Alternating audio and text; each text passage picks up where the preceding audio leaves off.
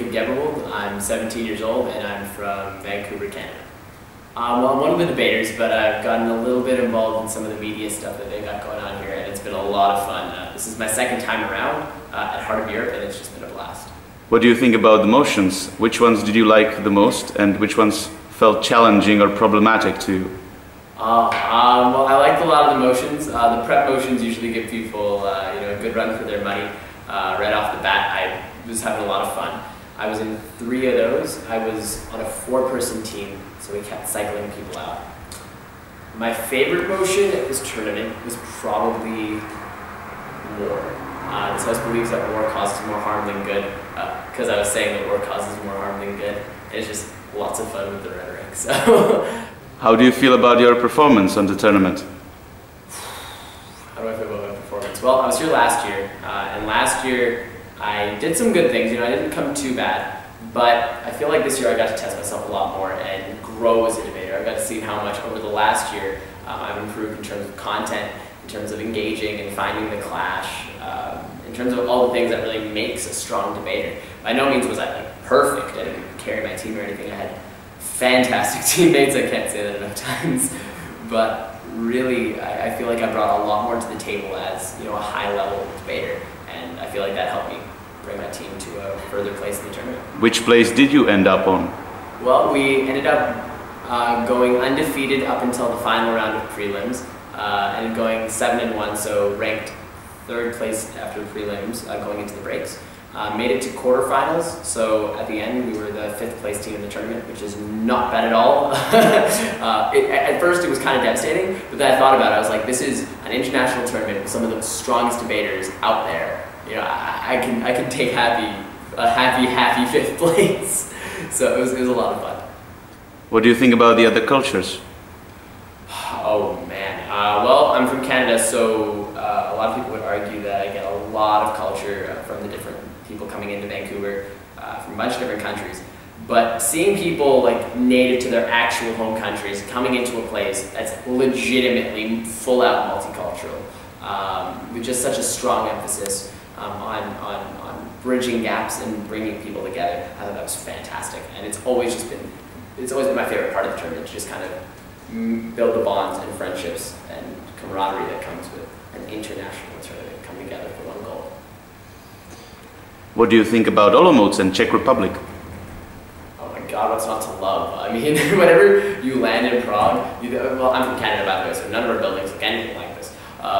You really start to wonder what Prague, like this is some sort of marvel, like that city alone. No other city in this country would look like this. And then you get to a town, a relatively decent-sized place, but not necessarily the hustling, bustling boom of Europe. And it still looks as wonderful and beautiful as anything you could possibly imagine. I mean, anytime you go into the town square, you're just popped into the middle of just some ridiculous sense of culture and art in architecture. So that's just, don't even get me started on Olomouc. What about the other debaters? Hate them all. No kidding. How do you feel about the overall quality of debates? Well, I mean, like, I probably could want to respond to the other thing about how I feel about them as friends. But in terms of the quality of debate, different levels, of course. I mean, when you see the highest of high in this tournament, you think, wow, I aspire to be like that. And I feel like what I was getting from some of the teams in this tournament is, we were starting to come a bit closer to that than we were last year. I mean, last year we were pretty good, but just to improve and have people look at us as some of the stronger debaters is really nice, especially when you put in the caliber of all these other amazing teams. But even when you look at like the least, you take the lowest breaking team in this tournament, and they're probably still anything like beyond what you would have, at your home court. I mean, like, this is a great tournament because it brings people from such a wide variety of debate styles and countries, brings them together and forces them to challenge each other and overcome the conventions that they get used to in order to have a great debate tournament. And it's just been so fantastic to see everyone come together and do so well. So it's been awesome. So what about the friends? Have you made any friends here? Nope, just a loner. Again, kidding. These guys and girls are some of the coolest people you will ever meet. I say this because every one of them is exactly as nerdy as I am, and that is brilliant because they're also charming and sweet and funny and cool. So to be nerdy and then also have a social game too, just like be an interesting person that cares about the world and engages in like legitimate conversation. That's just the coolest thing in the world, which is why I love all my Heart of Europe nerds. They're just the best kind of group. The International Friendship Night was probably, I loved it last year, I loved it so much again this year, because again, this was showing that Heart of Europe isn't just about debate. I mean, yeah, it's about debate. Yeah, it's about, you know, getting up there, strutting your stuff in a speech or whatever, and trying to do well in competition.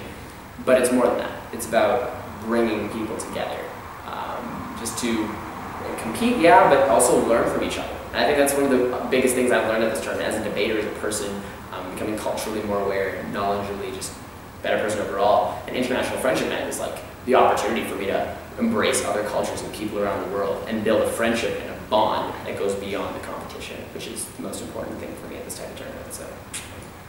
And what about debating? Why do you debate? Why do I debate?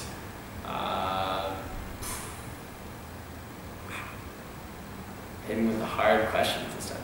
I debate. I started debating because I like to hear myself speak. That was fun. But then I realized that after a while, just hearing myself speak wasn't enough. The reason I stuck with debate and tried to pursue it at the highest of high levels was because I wanted to prove to myself that I could be an intellectual.